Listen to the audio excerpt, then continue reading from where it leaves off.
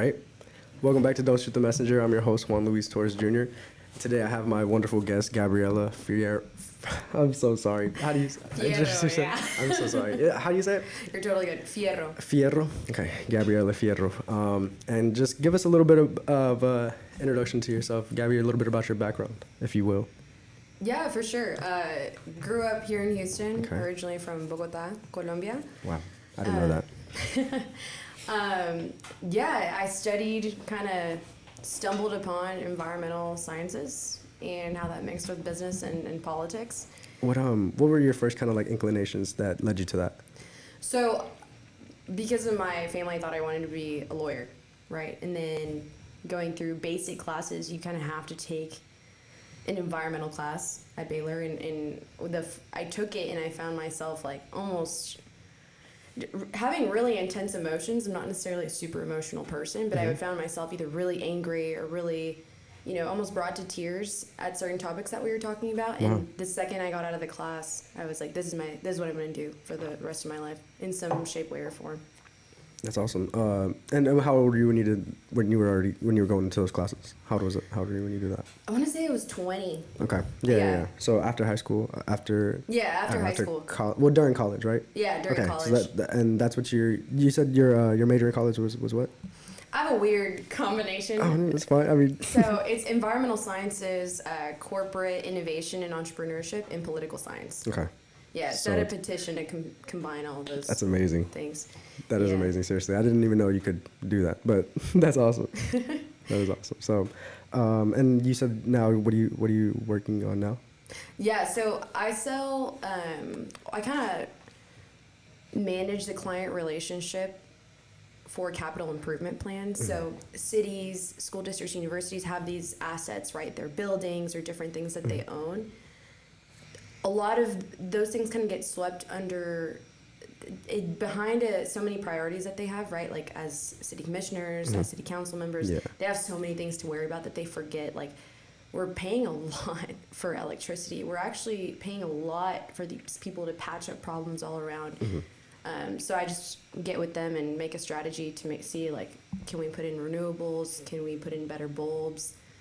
Is there better rates that you can have? Do you have legislation? Is there legislation that's giving you funding that you're not even using? So that's what my job is, kind of helping them. Just like maintaining the sustainability and things like that, right? Like what is the word? Optimizing. Just what we're using. Like you're saying, don't want to put anything to waste. So energy efficiency, Okay. and water conservation. Okay, awesome. That is awesome. Okay, great. The reason I wanted to have you on this podcast is because I feel like you're very knowledgeable in things that are going on. In the real life aspect, like how things actually work in terms of business and sustainability. Yeah. And there's a lot of things going on right now. There's a lot of actual problems that we need to discuss. That people, it's just a big thing. My podcast, the reason why I wanted to do this podcast is because, with things like politics, things like business, or current events, period, there's a lot of things that happen and get swept under the rug, like you're saying, because it doesn't stop. Life doesn't stop, I'm saying? Every day we have new things that we have to, obstacles we have to conquer. And, like you said, a lot of things can just get swept under the rug. And so I think it's important to have, just someone to be able to discuss these issues and have discussions like this that need to be heard by a lot of people. Well, I'm not, anything. But these conversations need to, but still, then and it'll still be out there, I'm saying? At any time, we can look back to this conversation, and it'll still be a constructive, conversation that needs to be had and needs to be heard. Yeah. I think one thing that we could definitely agree about is about, we're talking about, this isn't a very political podcast. I don't know, like that's not my agenda. I'm not really for any political party or anything like that. If anything, I'm like, I guess, I was just more moderate centrist. I want to hear both sides. I don't want to be biased towards one way or the other. And I think that's a way that politicians can really dupe you. And I think that's it's to me it's very offensive. I think Emotionally sway. Yeah, to emotionally sway, just, what is that? It's called bigotry by low standards, right? The standards of bigotry by low standards. Like, basically saying that, like, these people don't know any better. You know what I'm saying? Yeah, Like, yeah. this type of people don't know any better, and that's, it's bigotry. It still is bigotry at the same time, And people don't know the power of words and how certain vocabulary that you use can sway someone, right? It's just people know that, and they use it as a not a weapon, but as a kind of manipulative. Well, of course, because thing. as a politician, you know that their job is to, you know, like what you do as a businesswoman, as optimizing, but they're optimizing their cash flow, their bottom line, everybody's bottom line, and everything, not just theirs, their constituents as well, and so it's not just their ideas that they're really defending; it's really their constituents' ideas that they have to defend and promote. That they're supposed to. Yeah. That's their job. That's literally their job. Like career politicians, like Joe Biden. I'm sorry, but just that's becomes. I have no political preference. There have been people on both aisles that have done amazing things, and both that have done things that have been not the best. For sure. And even in terms of the environment, like the EPA and a lot of policies that have moved us forward have been because of people in the Republican Party, which isn't what's stereotyped today. So choosing parties gets in the way of the actual issues and things that we have to get 100%. It just divides people on topics. Like there are certain topics that should never be politicized, that are going on right now that are just becoming politicized. And like masks. You know what I'm saying? If you wear a mask, it's like a signal. You know what I'm saying? One side or the other. And that's ridiculous. And there's still. They already lifted the mask mandates, right? They're all gone into, but there's still places that still want to enforce wearing masks just because I guess it's. I mean, I get it. I've never cared one way or the other. Like we're saying right now, like not being attached. And one thing that we can agree on, I guess, is just to not trust politicians. Basically, what I'm trying to get at, because I just feel like whenever you entrust in a politician that much, like you stand by, you attach yourself to their ideas or whatever. That's like they got you in the palm of their hand. You know what I mean? They don't have to serve you anymore. You're already like on your knees, like talk, like, oh my God, idolizing them, and that's I don't believe in that. But the thing is, like, let's say you have this podcast, right, and like you touch on so many different topics. I would never come to you and say you're the one authority on one of the topics that you've covered on one of your podcasts. 100%. Yeah. No, because 100%. you're the person that is a liaison to these people that know about different things. Just like a politician is not a scientist, is not a doctor, is not a lawyer. 100%. They're supposed to reach back to the actual knowledge base that they have. Just 100%. like me with the client. I wouldn't say,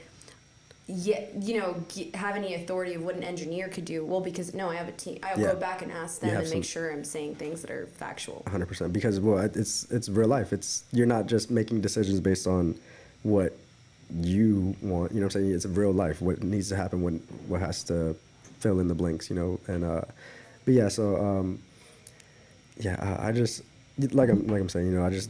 That's one thing that I really wanted to do with this podcast, is just be able to, disseminate information in the right way, or the closest to the right way. Because that's one thing that, I was talking to Sarah outside, the lady who, shout out to Sarah. She let us in today. She let us in early today. Everybody's gone. They were, I usually am pretty cool with them, but they're all gone today, and they're like in Vegas or something. So, but she came in early and let us in. So that's cool. So nice. Because her event is like, it's not till later. And so it was really nice of her. But, I was talking to her about it, and she was just saying, it's meant to be confusing. Like, it's meant to be diluted, well, convoluted, very, mixed up, and not easy to decipher where the truth is. You know what I'm saying? And how to act on it and how to get more informed. Like, you in college and in high school, did you know how to go, as soon as you were 18, did you know how to register to vote? No. I don't think so. Did you know where councils were being held to no, let you know? 100% no. 100% I don't even think our parents knew. I don't think so either. Yeah. Then that's a big thing. That's one thing that I talked about on my last podcast. About with my cousin Daniel. It was just about racism and judging and judging people. It's just because we don't have, a lot of people just don't have everybody lives different lives, and not everybody has the same circumstances that they're brought up in, and sometimes resources exactly. You know what I'm saying? And a lot of times, like, our parents don't have that information to give us. You know what I'm saying? To pass down to us. So, it's not really, there's not really anybody's fault whenever you think back to it like that.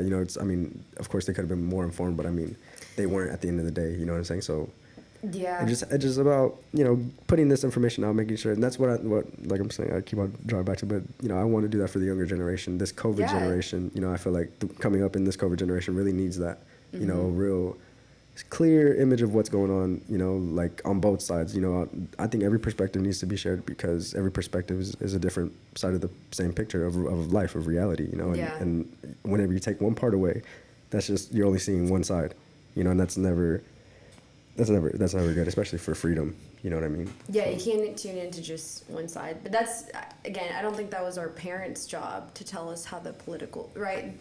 Just like people get so upset that in school we're not taught how to manage our finances. We don't know how to, gain assets, manage money, budget, plan for acquiring a home, for actual having a things family. that really matter in in life. Yeah. We're not taught to be to be civically engaged citizens. Like, we're not taught. No, not at all. Yeah.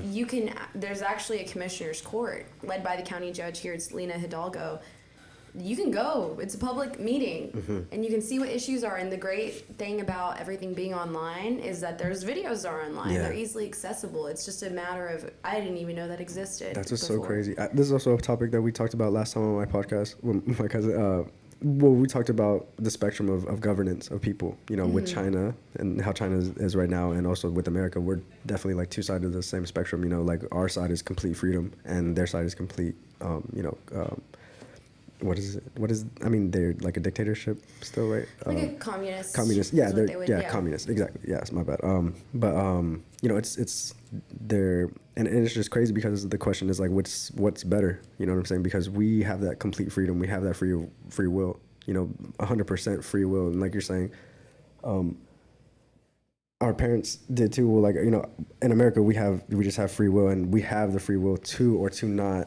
Nobody ever forces us to go in any direction, and it's kind of like the illusion of free choice. You know what I mean? Like, it is, because what's crazy is, to what extent do we allow people's freedom, right? At what point does it hurt someone else's ability to do something, right? If we're free to say we're not comfortable with that person wearing a mask, does that freedom allow me to say something or do something to that person? No. Yeah, I should. Is that freedom? Because then I'm infringing on that person's freedom to choose whether or not they're wearing a mask. Yeah, you're right. So it becomes 100%. crazy how even I just got back from like Europe, and it's just weird to see how people view. I don't know. People know we have a responsibility to the community around us, right? Like 100%. My taxes, for example, are being used in this way. Like, yes, I should pay those things. Yes, I should do things a certain way. Yes, there's a reason why I'm being told why it's better to use public transportation, or why it's better to do this or that, because I'm helping. It's my responsibility as a citizen. So it's weird where the lines of freedom are, and whether you go more and more towards freedom on the spectrum, and you have anarchy. 100%. So the question is, yeah. Wow. Yeah. Where's the line? And no one's cracked the line. I mean, there's good and bad in each form of government. What's crazy is we're still trying to figure out where the lines are. Yeah, 100%. And like we're saying, it's really nobody's fault. But I mean, it just, like you're saying, we have a responsibility to our community. The ones that know better, we have to. And I'm not saying I know everything. Like, that's one thing I definitely don't want to do. I don't ever want to act like I know all. I don't at all. I'm not a professional or anything. I know what I know, and I just try to help people with the things that I think I know. And if I don't know something, I'm never going to be feel attacked or anything. I don't ever attach myself to any idea or anything like that, because, it's kind of like a Buddhist kind of philosophy, just and Stoic philosophy, I guess, just to be of like just detachment. And this is also a big kind of debate as well. Whenever we talk about politics, and whenever you mix like the philosophy of like detachment, it doesn't really work.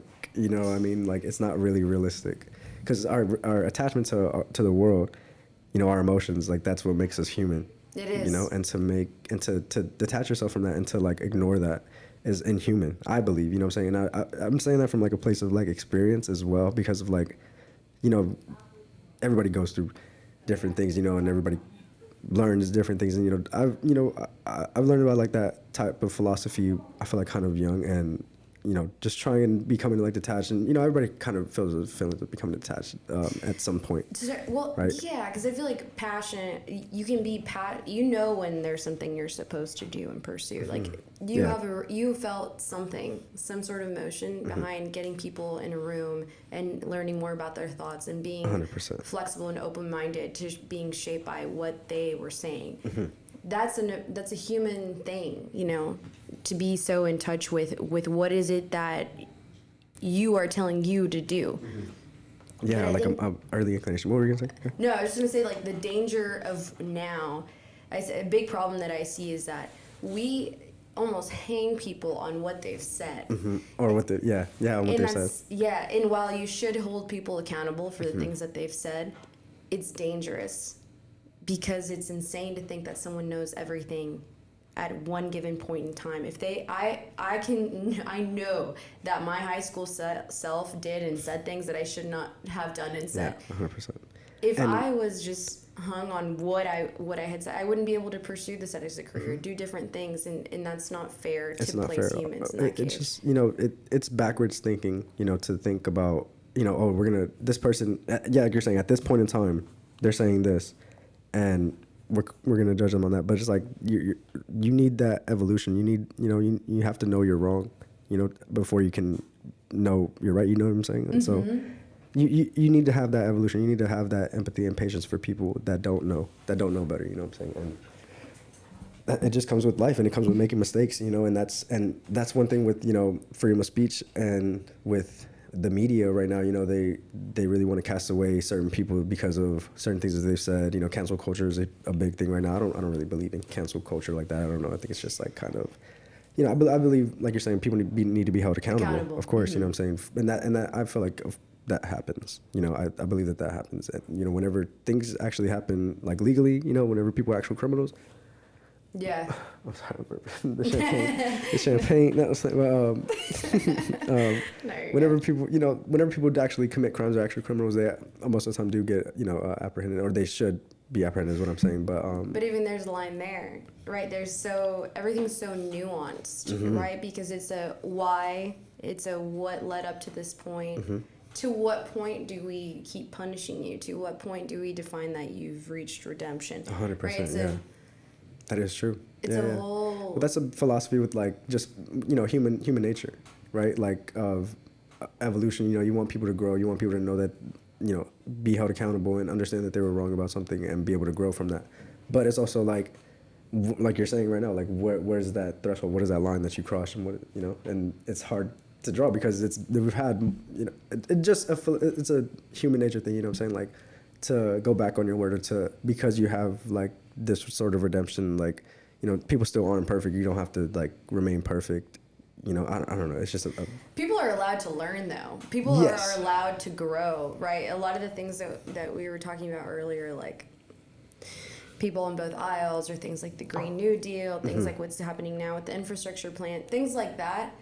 Well, only through talking to people that have different opinions as you can you realize where's the truth and where's the gap. Like, why are we not reaching an agreement? Where's the problem? Yeah. And usually it's in the way that you measure things and the way.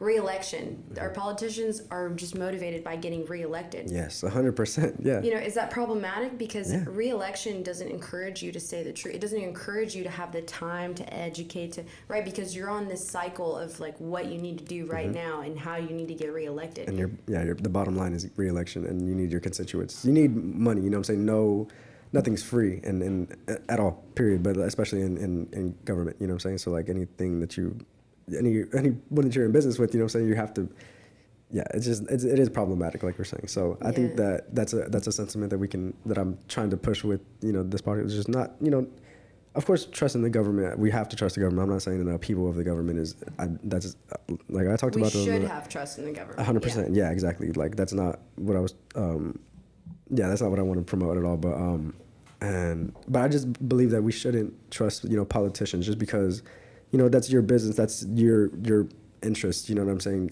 They need to be working for us. You know what I'm saying? They need to be, like we're saying, their job right now is about re-election.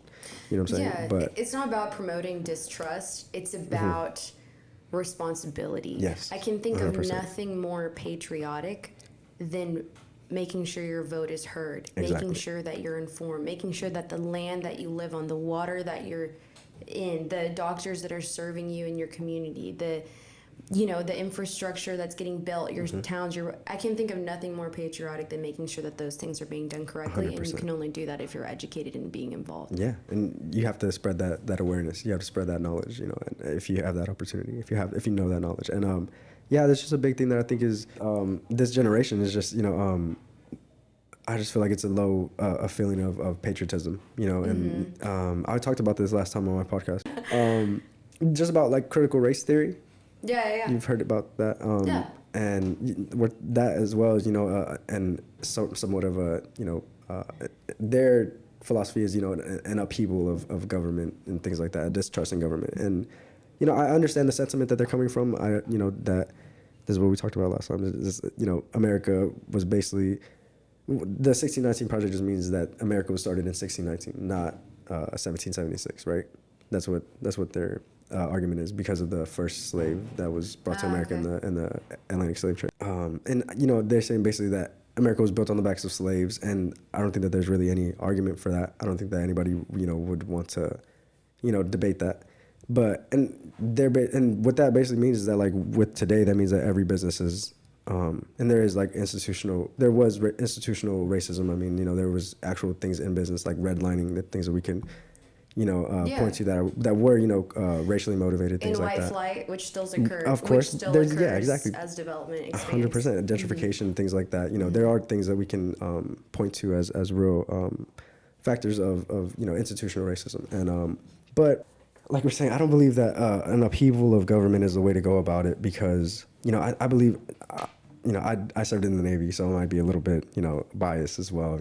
But I don't believe I'm biased, because I do. I'm not saying that America's this, well, I am saying that it is the best country that's ever existed. I am saying that, but I'm not saying that. I think we speak on our background. I mean, so everyone is inherently biased. There's no one that can really be unbiased. Yeah. Well, I don't, but I just don't. I don't also because I'm very realistic as well. I try to be realistic at the same time, because I'm not saying that America's perfect in any way, but I'm saying that we do have it is an amazing country. This is the best country to be in, I believe. I mean, if you have probably more experience than me, but so you could probably test that later. But I believe that it is one of the best countries. Like, the freedoms that we have and that are afforded to us are amazing. I always say, just the ability to do this podcast and speak freely, and this is an amazing opportunity, and I don't take it for granted or lightly. And no, yeah, I don't think we should take our freedoms for granted. Yeah. And there are places and peoples that are unfortunately oppressed, and that we have a fortune of, just by the, we just happen to be born in the body that we were born in. And in the time we were born in the environment we were born in, right? Like, it's ridiculous. Like, we didn't choose to be born, right? But at this time, just the environment that we're born in, compared to other places where we could have been born in, just a roll of the dice, right? But what's crazy is, no matter what place you were born in, there is I think no place is perfect. And I think the second that we try to defend our perfection or our superiority over someone else, 100%. We're missing how to improve. Just like me as a person, I wouldn't say, oh, well, I cooked today and I kind of worked for a little bit, so that's fine. Yeah. Instead of saying, okay, well, I should have woken up an hour earlier. I could do this to routine. Right. You miss that kind of improvement gap that you're missing. So with the whole teaching in schools of history that I'm not going to get too into because that's not my area of expertise. I will say, the second we don't teach what history was accurately from both perspectives of the people that were being oppressed or the people that were we teach it very one-sidedly. And I remember in school learning about, I don't know, like the Battle of San Jacinto, or the people that were, the siestas that they were taking. I mean, the Native Americans and what would happen there and how we colonized their areas. Not really, I don't remember reading anything from their perspective, any writings that they had. Yeah. Like, we remember the Trail of Tears, but like, that's like it's like you're saying, one-sided. You always just see like that's what happened to them, but there's no anything like from but we understand. And it's not because we're missing documentation. It's not like we're missing their perspective. It exists out there. We're just not including it in schooling. So and history is in the hand of the victor, right? Like, And we lose a lot that way. So what I see is the danger of not including other voices in the conversation and not learning history accurately, because we're not perfect and no one is, but if you don't know your mistakes, you can't grow as an individual 100%. and you can't grow as a country. You can't evolve. You won't have that evolution, and you need that evolution. We should, that's what I'm saying, that's what we were talking about before, just that backwards thinking of, persecuting people based on what they said at one specific time, or what, you have to have that evolution, and you want that for everybody, you know what I'm saying? That's, yeah, so, and that's what I'm saying for, for America, you know what I'm saying? We have to, be held responsible for certain things that, we're that's what she was talking to me about, of course, things need to be done, but we do need to have that evolution, to move forward. And I believe that, we were saying earlier before the podcast started, like I like now, like I do like now. I like here, right? Because it is nice. Like I was saying, this is the best time. This is the best. I mean, it's not a superiority thing as either, because I don't think it's. I mean, it might have been like a kind of a superiority thing a little bit, but like it's. Just to say, like, where we live is just, it is also just an objective, I feel like but what is objective truth? There's no such thing, really, objective truth. But, I just think, objectively, I think right now, this time in America, right now, at this moment, is just the best time to be alive. We have so much opportunities. I think we should take advantage of it. Yeah, well, from a historical perspective, we're in a great exactly. space. That's exactly historical in time, like crazy, like exactly, because I feel like we just take a lot of things for granted. You know what I'm saying? Like all of this is all luxury things. Like we come from animals. You know what I'm saying? Like things can be like that though. We've evolved from where we. But but a lot of people's reality is still like not advanced like this. You know what I'm saying? Like our reality right now is cutting edge. Every day it gets our future is bright, super bright, right? Like it's almost blinding how bright our future is. It's crazy. But a lot of places aren't like that, you know what I'm saying? And it is a real reality. Even places in America aren't a lot of places, you know what I'm saying? So but I think that we just have to take advantage. I think we all have a responsibility to our community, and we have the opportunity for growth. You know what I'm saying? And growth, that means in every area. You know what I'm saying? Like it would affect everybody. Well, it is a matter of really making sure that we're sharing the wealth, if that makes sense. In any like aspect or any medium, wealth in any medium. Yeah, like knowledge or yes. Not just financial. Because knowledge is power. And the thing is, we're just two people on a spectrum of billions of people, right? There are people that are more aware, more knowledgeable than we are, and that's a gap that we need to just pursue to fill. But we wouldn't be able to even step in that direction without this conversation. This is still a step in that direction. And yeah, that's true. So that's really what I want to do. I love learning. I want to just learn more, and I want to be able to give what I learned to the people that I feel like need it most, and that's the generation that I think is coming up next. And yeah, I mean, we don't have to talk about QAnon too much, but I just say because we've seen how misinformation can lead a group of people to really an uprising and really feel an upheaval of government. We've seen how it can take place. And in the place that fear has, in that fear, things motivated by fear never go in the right direction, right? Fear is what leads to a distrust in governments, is what leads to misinformation. There's a sharing of knowledge and acknowledgement of the past and factual things that have happened, no matter how dark they may be. That leads you to say, hey, we've been in a really dark place. How can we improve and actually care for our neighbor, no matter who our neighbor is, no matter who they look like and where they're from? Because it's still where we live. We still live on the same patch of dirt, right? Like, so we have to make it better. It's just, I don't know. It's just misinformation can go a long way, and I think let's move off of that. But that was a good one. Maybe we should talk about this Johnny Depp and Amber Heard thing for a second. Okay, we can. Just because it's very current, and I feel like it's going. I think it does need to be talked about as well, just because like I was saying before, she did kind of use the Me Too wind under her wings. You know what I'm saying, to propel her to do this, and it just shows the dynamic of abuse. And the spectrum of abuse. It's not just one-sided as like. Because of course, it's not a gendered issue. Exactly, it's not a gender issue, and I think even the statistics would prove that a domestic abuse, or even well, domestic abuse and emotional abuse is more common in like the opposite way, like for female to male. I believe that like the statistics like prove that.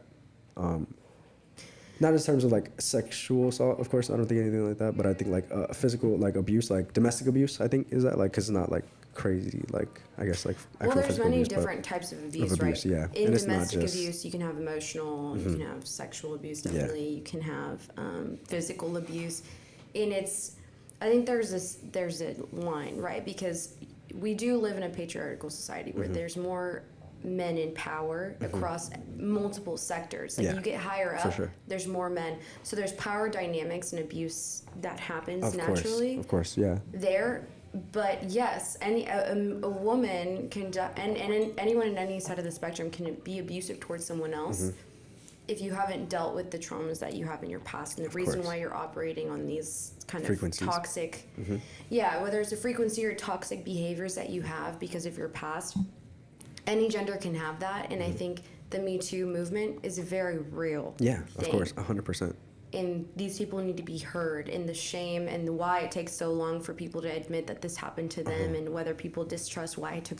Yeah. So those are all problems that we need to deal with, and that's true. When someone uses that for their toxic manipulative behaviors, it kind of sheds a bad light on everyone else. Exactly. That is actually It really suffering only through hurts the issue. real victims. That's the Yeah. only person it really hurts, real victims, because then it makes their stories less believable. When it's like, of course, you heard about the thing like believe all women. You've heard about that movement. It's like just about. I haven't tuned it. Just Me Too it's- and just that was kind of after Me Too. It's just like a little movement under that, just like believe all women that are coming forward, because it takes a lot of courage to come forward, even for anything like that. Excuse me. You can cut it out here. I'm going to. No, I'm definitely going to. Yeah. But yeah, like we're saying, it only hurts the victims, and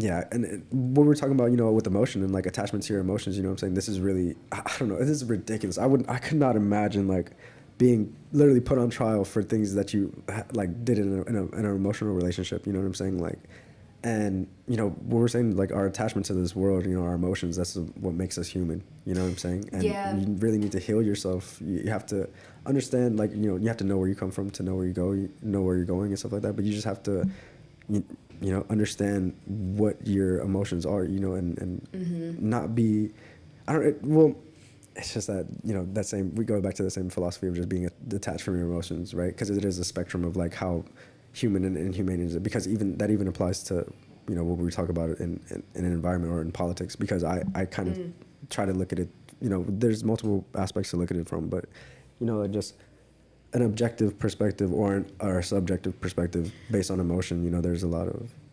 No, I feel like it may be a matter of, rather than being objective, understanding your side and being open to listening to the other side. 100%. I think that's where we want to move towards. Not being objective to detach to the biases that you have, but to understand, okay, what is the other person saying?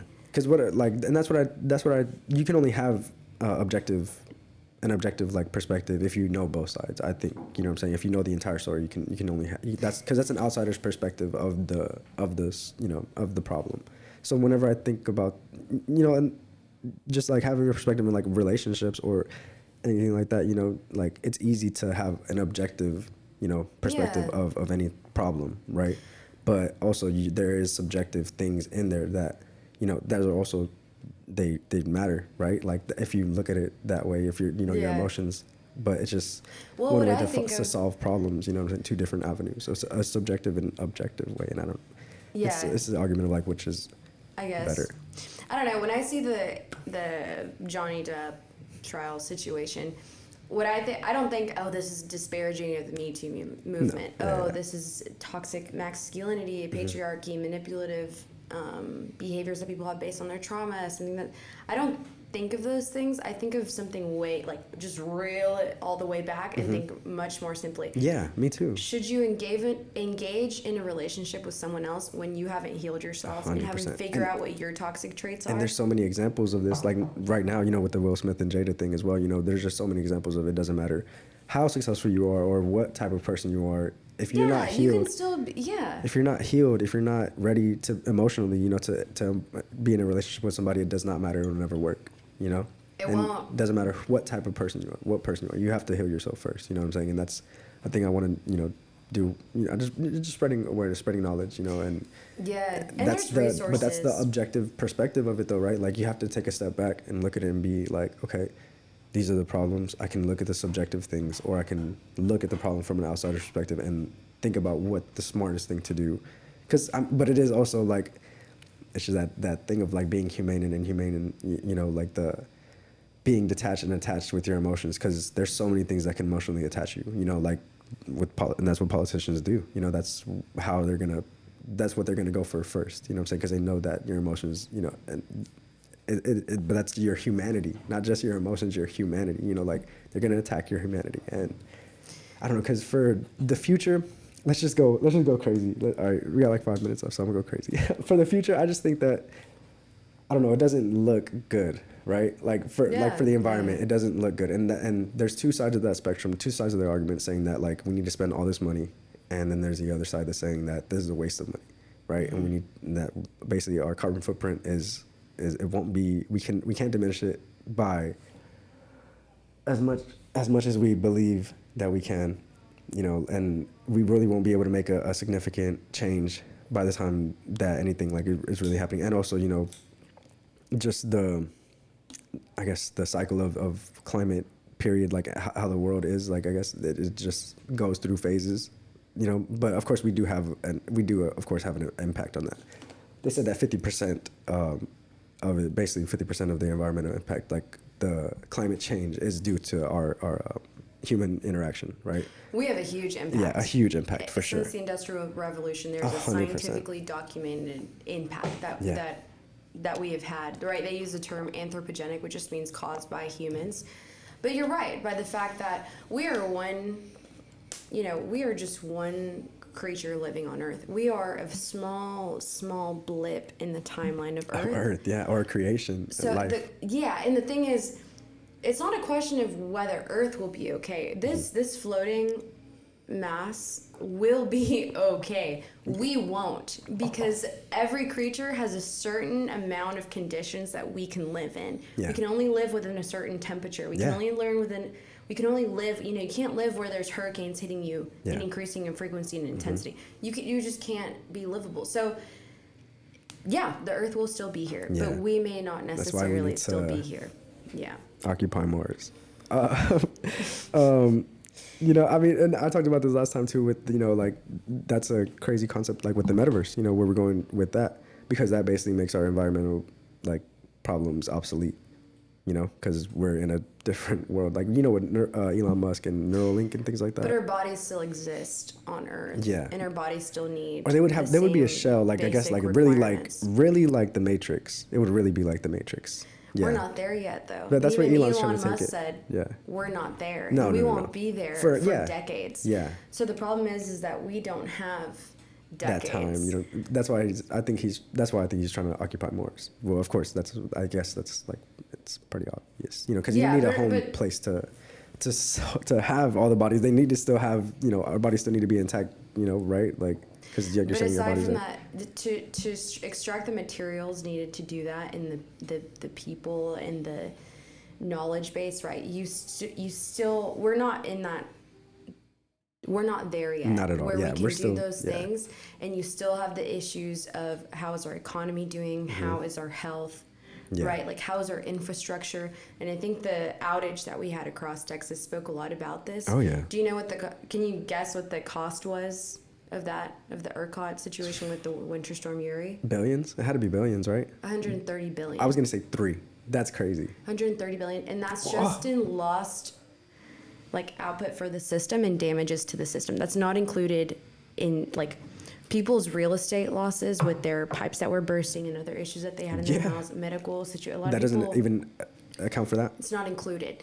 So when you want to speak economy, when you want to speak health, when you want to speak creating jobs, we have to make sure that we're doing things that are smart and diversifying our energy sources and just making spaces a more humanly livable space, right? How good do you feel when you're around greenery? How good do you feel when your air is clean? In nature, when you can breathe correctly. Yeah. That's why people go camping, because they want to be more in tune with nature back, you know, in our and when your sense. water is not contaminated, you have people that are living in places that they're continually sick and don't feel good when you lose your ability to breathe. And I think COVID made this a very big. When you lose the ability to breathe, you can't enjoy anything else in life, right? Wealth is health. You can have all the money in the world, and if you don't feel good, it doesn't matter. 100%. So I think that's where this environmental question, like the environment, quote unquote, is a very emotionally driven and 100%. politicized word. Debate, it's not about that. It's about our economy. It's about jobs. It's about freedom, and it's about our health. And I think it's very clear where we should go if you want all those things to be in good shape for your kids and for yourself, because it's not that far away, right? We don't have multiple decades to figure out the Neuralink metaverse situation. Our next endeavor. We don't have that. We have to do what's best for right now, and for what, you know, as much as we can do, you know. And I think that's about it. That's all the notes that I have right here, and I've had a great time talking to you. I'm really glad that you came on this podcast. I think you did a great service, not only to me, but my audience as well. Seriously, thank you so much for giving us your time. Do you have anything that you're maybe want to like shout out or anything? Or I mean, people can follow you on anything, your Instagram. I'll definitely plug in your Instagram for sure. But I don't know if you have anything that you maybe want support or awareness for or anything like that. Just make sure you're informed, right? I'm not going to tell you what side to be on, but just make sure that you're. Hey, if you are in Houston, Harris County, and like want to go and figure out how to vote, or want to know how to go into a city council meeting, or just want a quick question on like, wait, what are we doing on this and that? Just reach out to me, which I'm sure my social media may be. I'll plug it right there. Like, go like this, and it's right there. Like just go on it and message me. Like, I'm always open to whatever questions that you have and debate. Right, I'm not closed. But just make sure you're being educated and knowing. To vote. Vote. Yeah. Thank you so much. I had a great time. Thank you guys. Y'all have a good one. And that was the episode.